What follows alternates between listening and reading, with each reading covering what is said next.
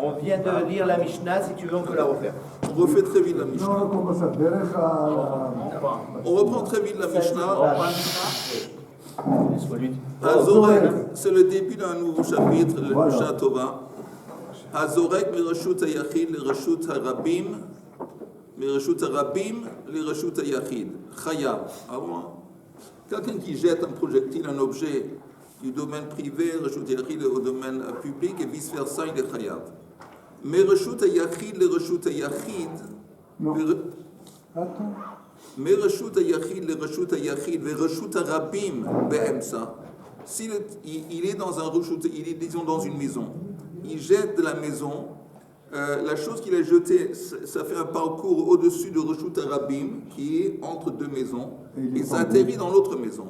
Alors ça c'est reshut hayachid, reshut hayachid et reshut harabim au milieu. Là c'est une marloquette. Rabbi Akiva mechayev. Rabbi Akiva, lui, il mechayev, parce que pour lui, quand l'objet traverse l'espace de reshut harabim, en dépit du fait que c'est un projectile, c'est comme si son Rabbi Akiva s'était posé. Tandis que Chachamim potrim. Maintenant, quand on dit reshut hayachid à reshut hayachid, il y a une précision importante dans la Mishnah. Keitzad, shtei gzustraot, zu keneged zu. Il y a deux balcons. Un en face de l'autre. Un en face de l'autre, bereshut harabim, hamoshit, vazorek, mizu lizo, patour. Si quelqu'un y jette ou il tend un objet d'un reshut hayachid à l'autre reshut hayachid, d'un reshut harabim au milieu, d'un balcon à l'autre, shtehen patour. C'est patour. C'est patour. Tandis que si les deux balcons ils étaient sur la même façade de la maison, pas un en face de l'autre, mais un derrière ou un devant l'autre, collé à la même façade du mur de la maison, et là quelqu'un qui jette un objet d'un balcon à l'autre, ou il tend un objet à l'autre, alors là, il y a une différence. Hamoshit chayav, vazorek patour. Alors, si tu tends, ils ont, je ne sais pas, une planche. Ils tendent une planche d'un balcon à l'autre, quand ils sont un derrière l'autre. Alors là, c'est une transgression de la Torah. Mais s'ils le jettent, il est patour, bien sûr, à Valassour. Pourquoi cette distinction entre tendre et entre jeter? Chez Kach, Haïta Abodat Levi'im. Shtei Agalot, Zu Achar Zu, Bereshut Harabim. Moshitin Hakrashim, Mizu Lezo, Avalo Zorkin. Parce que c'est comme ça, en fin de compte, comment ça se déroulait, on avait parlé de ça avant, comment ça se déroulait dans le désert avec les Lévim. Les Lévim, ils avaient des chariots à galotte sur lesquels ils portaient par exemple les planches. Alors, il y avait deux rangées, ils avaient 4 à galotte, 4 chariots, et ils arrivaient un chariot derrière l'autre, et puis une autre rangée, un chariot derrière l'autre. Alors, ils arrivaient à l'emplacement du Mishkan qu'ils étaient en train de démonter. Ils étaient en train de démonter parce qu'ils allaient voyager.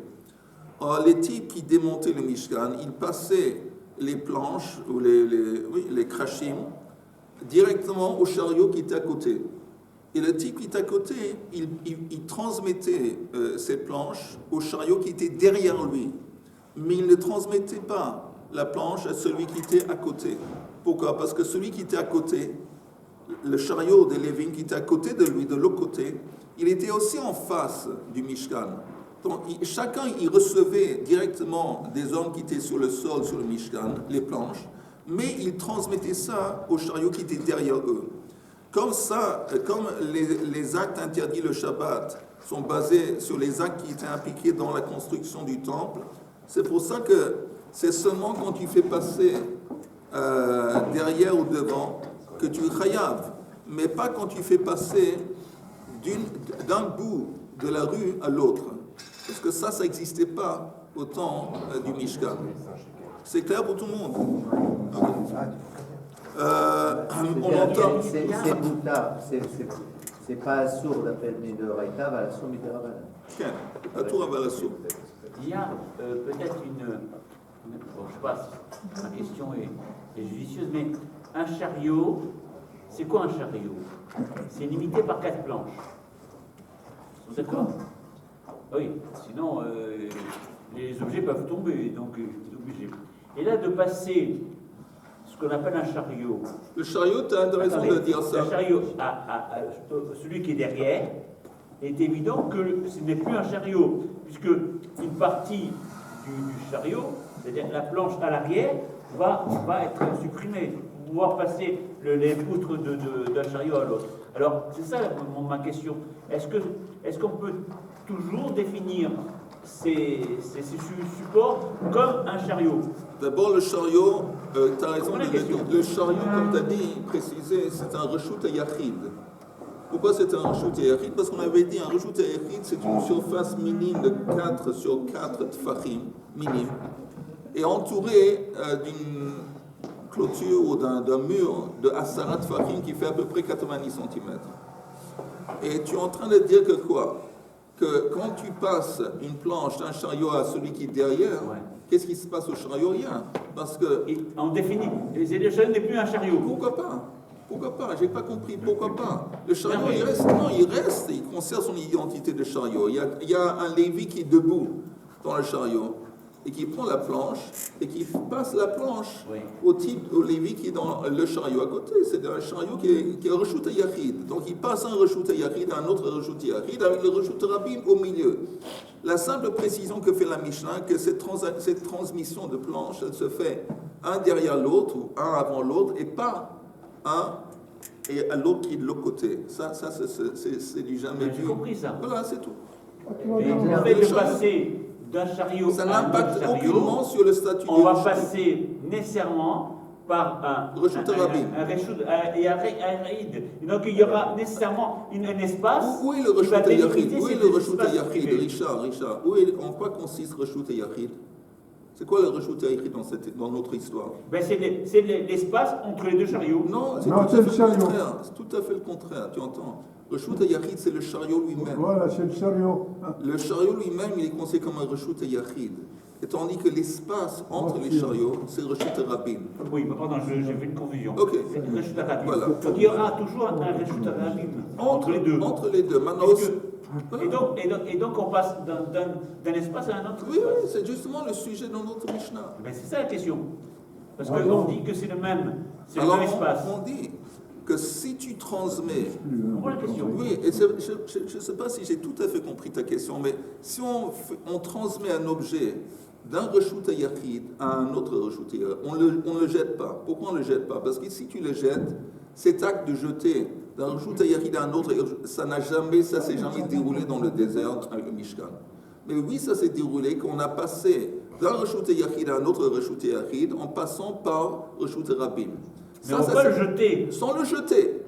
Mais Ah, on l'a transmis des planches. On va le faire passer. Oui, Mais c'est bon alors. oui, c'est pour ça que la Mishnah fait cette distinction. En Dit, passant si tu... par un reshut rabim. Oui. D'accord, voilà, c'est la question. Maintenant, attends, pourquoi Les Shabbat, on est. Juste une précision, pourquoi le désert, le midbar, pourquoi le midbar est considéré comme un reshut à rabim? Oui, on est en train de dire ici que tu passes le Lévi'im, il faisait transmettre une planche d'un chariot à l'autre en passant par reshut rabim. Alors je te demande pourquoi ça s'appelle reshut. Nous, on sait que le désert, c'est un carmélite. Quand même, il y avait 600 000. Voilà.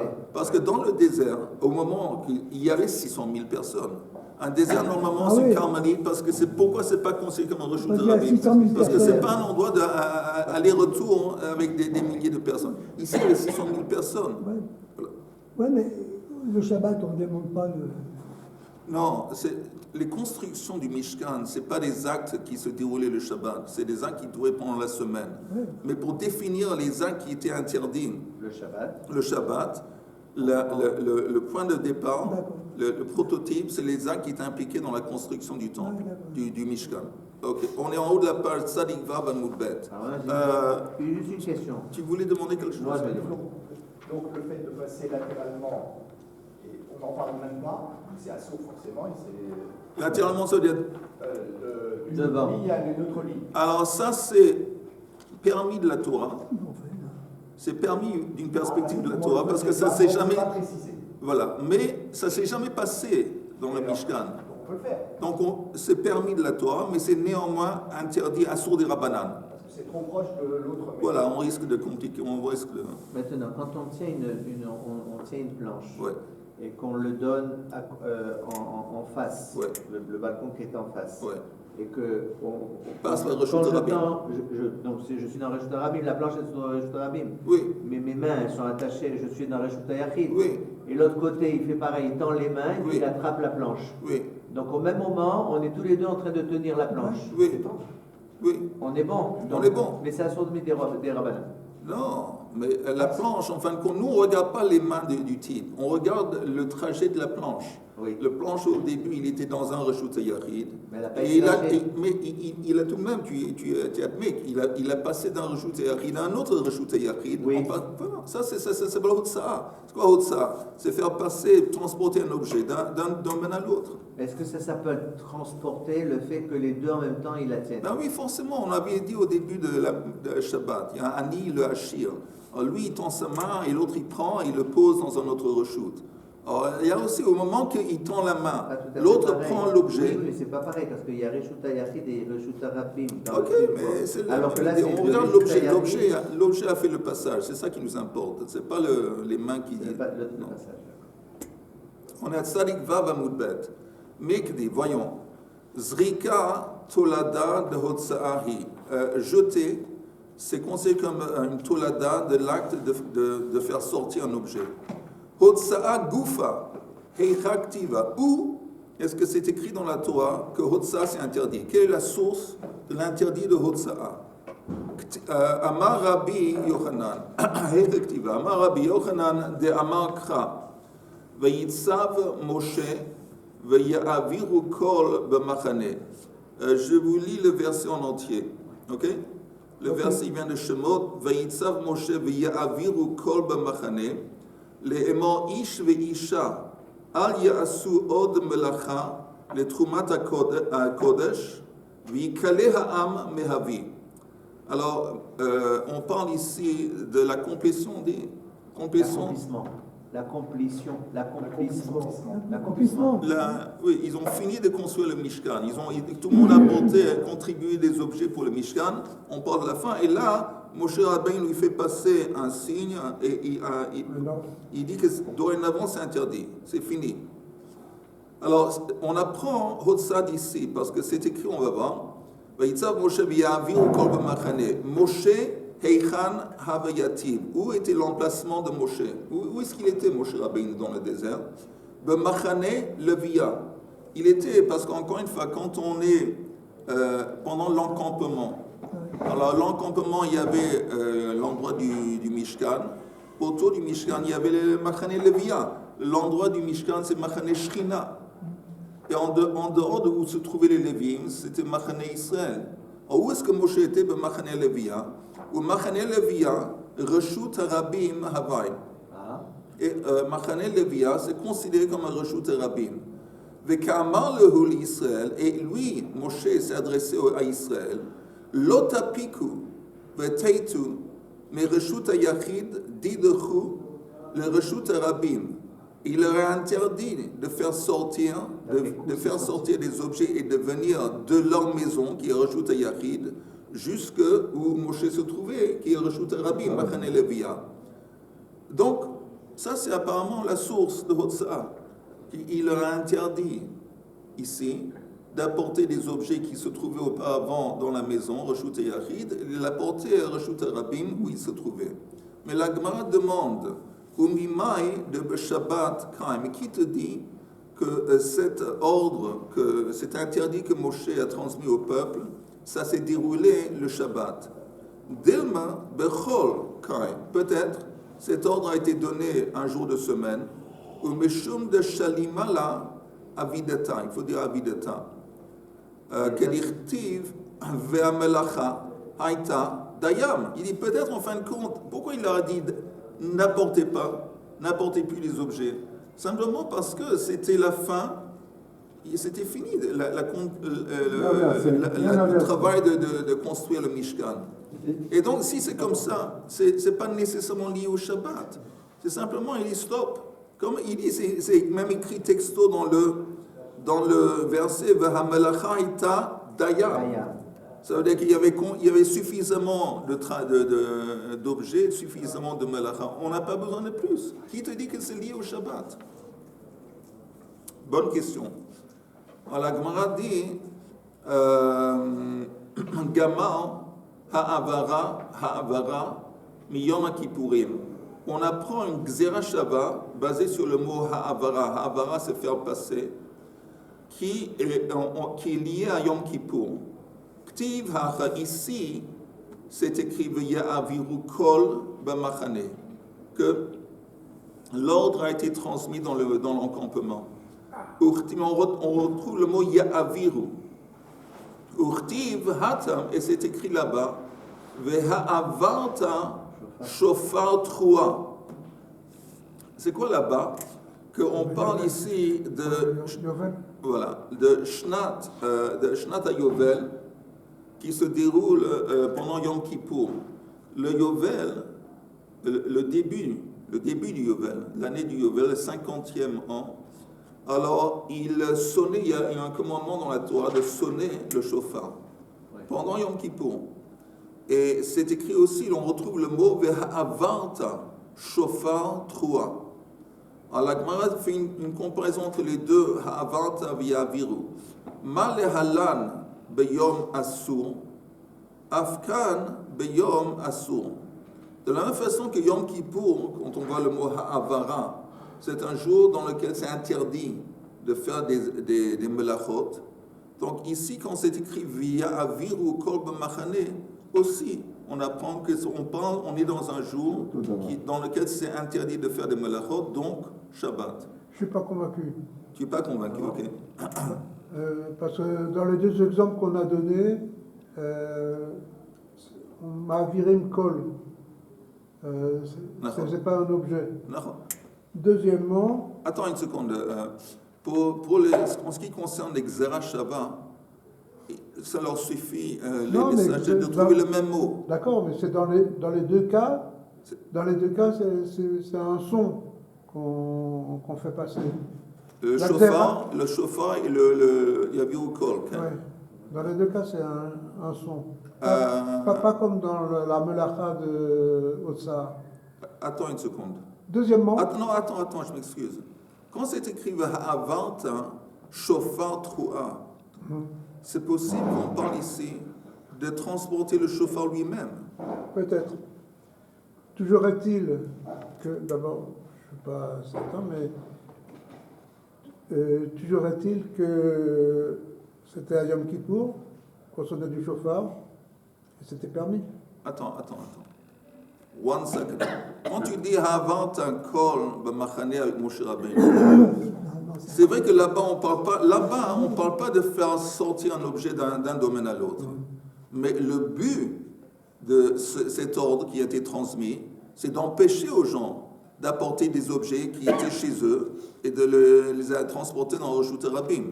Donc ça c'est le but de ce Havant. Maintenant ici c'est possible que dans Yom Kippour, dans le contexte Yom Kippour, quand il y a Havant à Shofar 3, c'est possible aussi, on parle entre autres de transporter. Là, on parle aussi de transporter. Pourquoi Parce que pourquoi ça? On n'est pas comme à la synagogue où les gens ils apportent leur chauffard. C'est dans le Beth Amikdash. Le chauffard, il est là, ça fait 50 ans qu'il attend qu'on le sonne. Et deuxièmement, c'était permis. C'était permis c'est pas Yamassour le gars, mais... normalement, je te répète ce que j'avais dit avant, normalement, la nature d'une Xera Shava, c'est qu'on ne rentre pas dans les détails de chaque jour. On se contente de voir le même mot qui apparaît dans deux contextes différents. On dit ici, dans ce mot, il est dans un contexte dans lequel on ne peut pas faire de melachot. Alors, donc, ça veut dire que quand le même mot apparaît là-bas, c'est la même idée, sans rentrer dans les détails autour. Normalement, c'est comme ça, la Xera Shava. D'accord. Okay. Alors, la Gemara dit Ashkechan Hotsa'a. Ok, on a trouvé la source pour Hotsa. Donc on est d'accord que la source de Hotsa, c'est ce verset qu'on avait introduit au début. Mais ça, c'est vis-à-vis de faire sortir un objet de la maison jusqu'à Reshut Rabim. Hachnasa minalam. Mais d'où est-ce qu'on sait que c'est également interdit de faire rentrer Hachnasa à partir de Reshut Rabim les Reshut Yachid? Alors la Gemara dit Svara hi. C'est simplement un raisonnement. Mikdi, voyons. Mais Reshut, les Reshut, l'interdiction de Hotsa'a, c'est transporter un objet, mais Reshut, les Reshut. Mali Apuke ou Mali Ayule, quelle différence ça fait si tu fais sortir l'objet ou que tu fais rentrer l'objet? L'essentiel, c'est de faire passer un objet d'un Reshut à l'autre. Ça apparemment n'a aucune différence si tu le fais ça en rentrant ou en sortant. Mali Apuke, qu'est-ce que ça change si tu fais sortir? Ou Mali Ayuli, si tu fais rentrer. Mihu, mais néanmoins, même si tu me dis qu'il n'y a aucune différence, la Gemara insiste, Mihu Hotsa'a Av Hachnasa Tolada. La Gemara dit qu'il y a tout de même différence que Hotsa'a, c'est un Av Melacha et Hachnasa, c'est une Tolada. Non, les Toladot, c'est normalement des actes qui sont également interdits le Shabbat, comme un Av.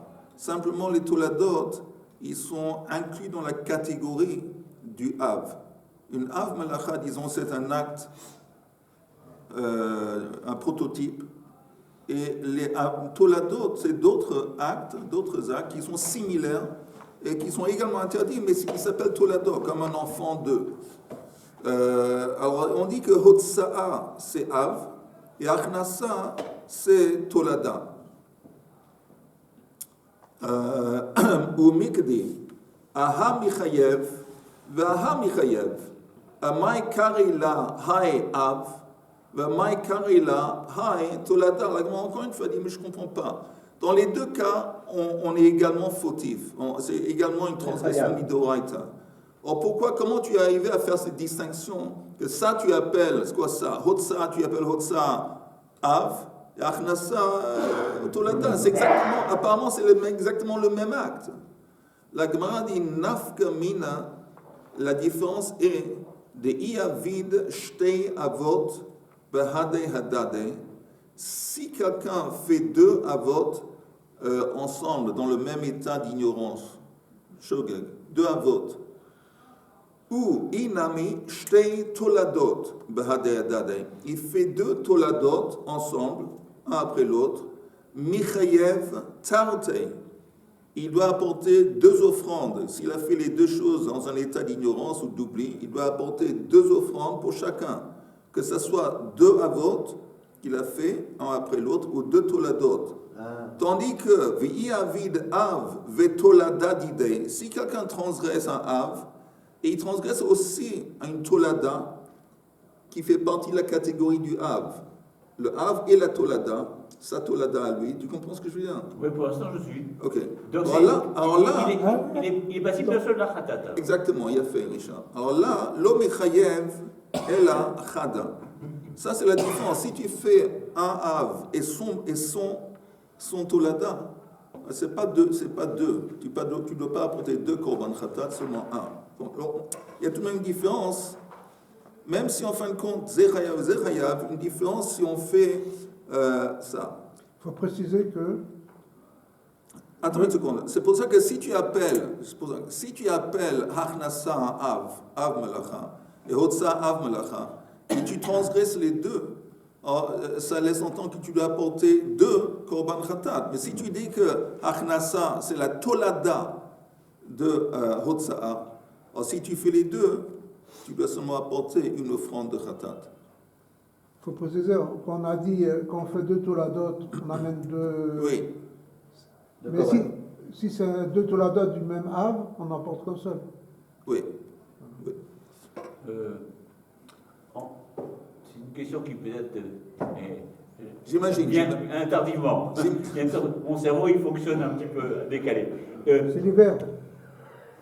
Est-ce que les trois domaines, à savoir des Lévis, des Kohen et des Bnei Israël, c'est le même domaine? C'est un domaine yachid, privé? Non.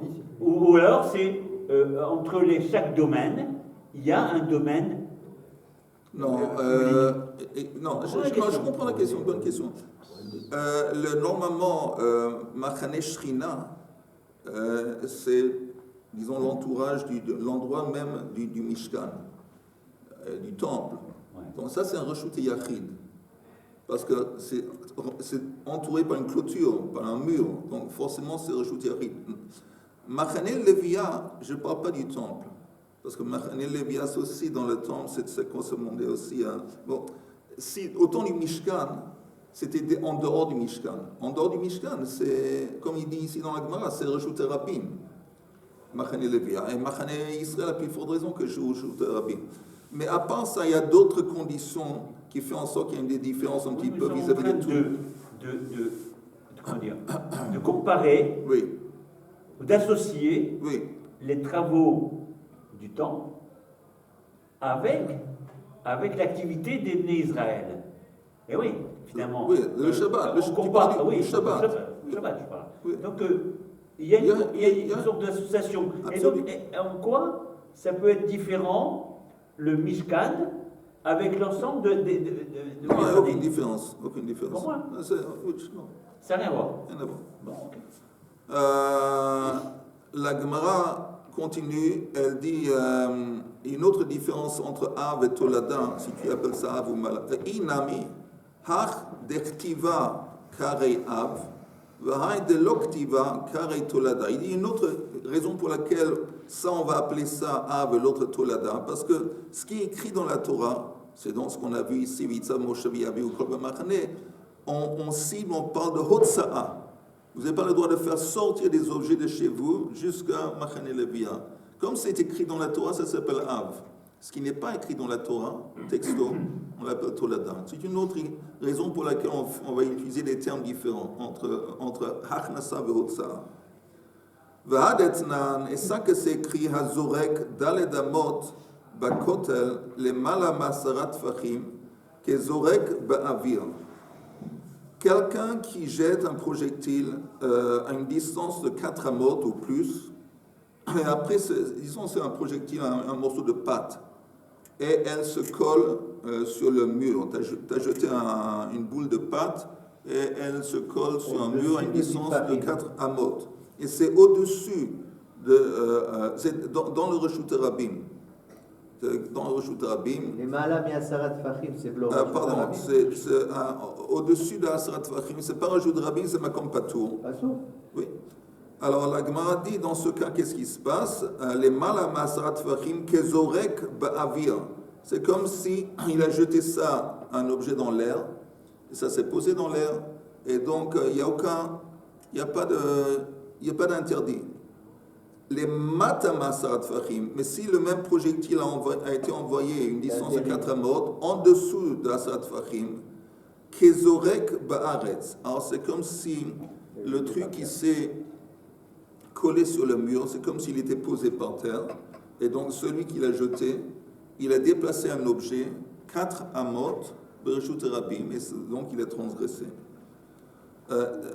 C'est différent si la pâte a été collée à la paroi du mur que si la pâte est tombée au-dessus du mur. Parce que s'il est tombé au-dessus du mur, c'est possible que le mur lui-même, il ne fait pas partie du Reshut Rabim, parce que c'est le Reshut Yachid, ça dépend de l'épaisseur du mur. Alors, on parle, que je comprends, on parle de quelqu'un qui est déjà dans un Oui, Reshut Rabim. oui, il est dans le Reshut Rabim. Et il jette dans le Reshut Rabim aussi. Oui. Il jette c'est un projectile à une distance de 4 amot ou plus. Premier scénario, c'est en haut d'Asarat Fachim, et ça s'est collé au mur en haut. C'est comme si dans l'air, il n'y a pas un interdit. S'ils sont en dessous d'Asarat Fachim, le même scénario, ça s'est collé au mur à une distance de 4 amot, il s'avère qu'il a transgressé parce qu'il a déplacé un objet 4 amot de Reshut Rabim. Alors que tout ça, il n'a toujours pas changé de Reshut, il est dans le même Reshut. Oui, mais Chaim, il y a un interdit de base. Ouais. On ne peut pas déplacer un objet 4 amot de Reshut Rabim. D'accord. Et tu es dans le même reshut, tu ne peux pas transporter.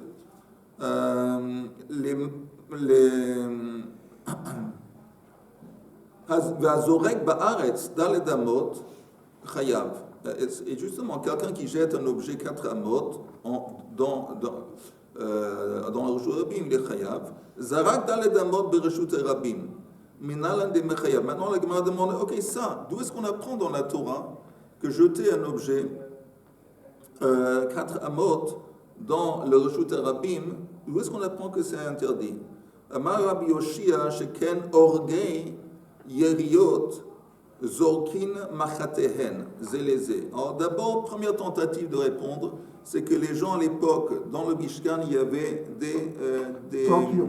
Hein? Des tensions. Arochet. Non, pas rochet, comment on dit ça? Des rideaux. Il y avait des rideaux. Et il y avait des gens qui avaient besoin de coudre ou de tisser. Orgei yeriot, ceux qui tissaient les rideaux. Zorkin machatehen. Apparemment, il c'est possible qu'ils jetaient leurs aiguilles un à l'autre. C'était pas des toutes petites aiguilles, c'était plus grand, et ils les jetaient un à l'autre. Hein? C'est encore plus dangereux. Voilà. Zeleze. Alors la Gemara demande tout de suite Orgin machatin lamalehu. Si tu parles de gens qui sont en train de tisser, ils n'ont pas besoin d'aiguilles. Elle a sheken tofrei yerido. Alors c'est pas les gens qui tissaient, c'est les gens qui coudraient. C'est les gens qui cousaient les couvertures. Zorkin machatehen zeleze. Alors là, c'est possible que tu as un exemple dans le Mishkan de quelqu'un qui jette un objet 4 amot dans Reshut Rabim, parce que les gens qui sont en train de coudre, peut-être de temps en temps, ils se passaient leurs aiguilles en les jetant. Alors la Gemara dit, c'est pas sûr. Peut-être qu'il te dit qu'ils étaient déplacés, ils étaient éloignés un de l'autre. Peut-être qu'ils étaient à côté un de l'autre. Tu me dis qu'ils jetaient ça 4 amots. Peut-être les deux, ils travaillaient un à côté de l'autre, une distance de 2 amots, 3 amots, qui dit 4 amots. Alors la Gemara dit non. Matu hadadei b'machatin. Parce que quand on tisse un tissu, on fait comme ça. On tire avec la main derrière nous.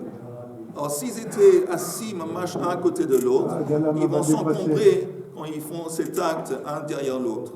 Alors et ça, c'est pas logique de dire qu'ils étaient à côté, un mamash à côté de l'autre.